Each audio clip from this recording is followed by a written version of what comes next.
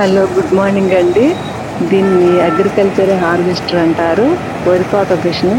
చూడండి, ఇది వరకంటే పల్లెటూర్లలో మనుషుల్ని పెట్టి కోయించడం జరిగేదండి. చాలా టైం పడతా ఉండేది, కొన్ని రోజులు అయ్యేది వరి కోత కోయించాలంటే. ఇప్పుడు అటువంటి పరిస్థితి లేదు, మెషిన్స్ వచ్చేసాయి. చూడండి, కానీ ఒక ఎకరం 2-3 గంటల్లో మొత్తం కట్ చేసి పెడుతుంది ఇది. ఇది కొన్ని చైన్స్ తో, తడి నేల అయితే చైన్స్ ఉన్నటువంటి హార్వెస్ట్ ఉంటది. దాని ద్వారా కొంచెం లేట్ అవుతుంటది. కనీసం 4-5 గంటలన్నా ఒక ఎకరం కట్ చేయాలంటే ఇది అవుతుంటది. కానీ ఇది టైర్లతోటే చూడండి ఎలా కట్ చేస్తుందో వరిని అంతా కూడా. ఎంతో మంది చేసేటటువంటి పని చాలా సులువుగా చేసుకోవడానికి అవకాశం ఉంది. అన్నీ కూడా ఒక మెషిన్స్ తయారైపోయినాయి ప్రతి పనికి, అగ్రికల్చర్ పనికి కూడాను. చూడండి, మాకు బంధువులు ఇంటికి వెళ్ళటం జరిగిందండి. అక్కడ వరి కోతకు వస్తున్నారని అనేసరికి వెళ్ళటం జరిగింది. చూడండి ఎంత బాగుందో కోస్తా ఉంటే. అక్కడ చూడండి, కొంగలన్నీ కూడా ఎలా వస్తున్నాయో. ఇవన్నీ వలస కొంగలు అంటారు. ఈ సైబీరియా, నైజీరియా, అట్లా ఆస్ట్రేలియా నుంచి వస్తూ ఉంటాయి అట. ఇవన్నీ ఒక సీజన్లో మాత్రమే ఈ కొంగలు వస్తాయండి. చూడండి, అవి కట్ చేస్తూ ఉంటే చూడండి, వరి కోత మిషన్ వెనకాల చూడండి ఎన్ని పడ్డాయి కొంగలన్నీ కూడా. ఈ అక్టోబర్ నుంచి జనవరి దాకా ఒక సీజన్లో మాత్రమే వస్తాయండి. కొన్ని వలస పక్షులు అంటారు. ఇవి అన్నీ కూడా వస్తాయి, మళ్ళీ ఈ సీజన్ అయిపోగానే వెళ్ళిపోతూ ఉంటాయి. చూడండి ఎంత బాగుందో, కట్ చేస్తూ ఉంటే కూడా బాగా చూడాలనిపిస్తుంది. దీంట్లో పైన అన్నీ కూడా వడ్లు నిండుతూ ఉంటాయి.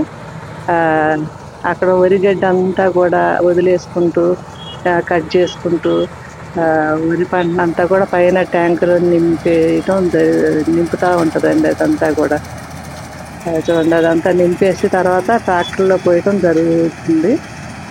చూడండి ఎంత వస్తూ ఉంటే చూడటానికి కూడా చూడముచ్చటగా ఉందండి.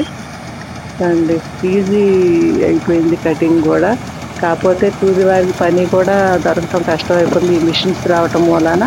నా చిన్నప్పుడు అయితే మాత్రం చక్కగా కోత కోస్తూ ఉంటే మేము చూస్తూ ఉండేవాళ్ళం. పల్లెటూర్లలో చక్క పాటలు పాడుకుంటా కోతలు కోస్తూ ఉండేవాళ్ళు. మరి ఎంతో బాగుండేది, పాటలు పాడుకుంటా కోతలు కోసుకుంటూ ఉండేవాళ్ళు అందరూ కూడా. ఈ మిషన్స్ ఎప్పుడైతే వచ్చాయో 20 మంది చేసే పని ఒక మిషనే చేసేయటం ద్వారా మరి వాళ్ళకు కూడా కూలికి ఇబ్బంది అవుతుంది. అయినా కూడా తక్కువ టైంలో హార్వెస్టింగ్ చేసుకోవటం జరుగుతుంది కాబట్టి మరి వీటిని అందరూ ఇప్పుడంతా కూడా వ్యవసాయదారులంతా కూడా అగ్రికల్చర్ హార్వెస్టర్ తోటి హార్వెస్టింగ్ చేయటం జరుగుతుందండి. వరిని అంతా కూడా ఏమాత్రం వేస్ట్ కాకుండా. గడ్డి కూడా అది పోతూ ఉంటే చూడండి, అది గడ్డిని అక్కడ వదిలేస్తూ ఉంది. కట్ చేస్తూ ఉంటే వెనకాల చూడండి గడ్డి అంతా కూడా పడిపోతూ ఉంది. అవి మాత్రానికి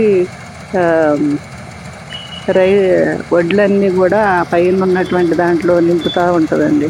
కొంగలు చూడండి పక్కన పోతూ ఉంటే అగ్రికల్చర్ హార్వెస్ట్ వెనకాలే చూడండి ఎన్ని కొంగలు తెల్లగా చూడండి. అసలు అన్నీ కూడా వెనకాలే అసలు వస్తూ ఉన్నాయి. అంటే మేము చాలాసేపు అక్కడే ఉండి చూడటం జరిగిందండి ఆ దృశ్యాన్ని. చూడండి, కన్నులకి ముందుగా ఉంది అసలు. అందరూ కూడా వ్యవసాయదారులు చాలా సులువుగా ఈ వర్క్ చేసుకోవడానికి వీలవుతుందండి. చూడండి ఎంత బాగుందో అసలు. మెషిన్ తిరుగుతూ ఉంటే అసలు కనీసం పొడి నేల అయితే 2-3 గంటల్లో ఒక ఎకరం కోసేస్తట. ఇది ఈజీ అయిపోయింది. మరి పంట పండించడం కూడా రైతులు ఇబ్బంది లేకుండా ఉందండి. ఇవన్నీ కూడా ఈ వడ్లన్నీ కూడా చాలా ఫ్రెష్గా ఉంటాయి, కనీసం ఏమాత్రం గడ్డిపోతా ఉండదండి. అదంతా కూడా తీసుకొచ్చేసి అవన్నీ కూడా మరి అవి చూడండి మొత్తం అయిపోతూ ఉంది. మేమంతా అక్కడ గట్టు మీద ఉండి చూస్తూ ఉన్నామండి. గడ్డి అంతా కూడా అక్కడ పరచడం జరిగింది.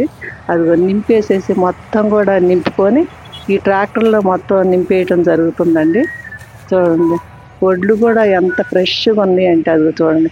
ఇదివరకైతే కుప్పేసి కుప్ప కొట్టి ఎంతో పని చేయాల్సి వస్తుంది. అట్లాంటిది ఇప్పుడు అటువంటి ఇబ్బంది ఏమి లేకుండా అగ్రికల్చర్ హార్వెస్ట్ తోటి కట్ చేయించేసి వడ్లన్నీ కూడా ఈ ట్రాక్టర్లో పోయటం జరుగుతుంది. మరి చాలా చూడండి, వడ్లు చూడండి ఎంత ఫ్రెష్గా ఉంది. అసలు ఏ మాత్రం కూడా దుమ్ము ధూళి లేకుండా చాలా ఫ్రెష్గా ఉన్నాయి. థ్యాంక్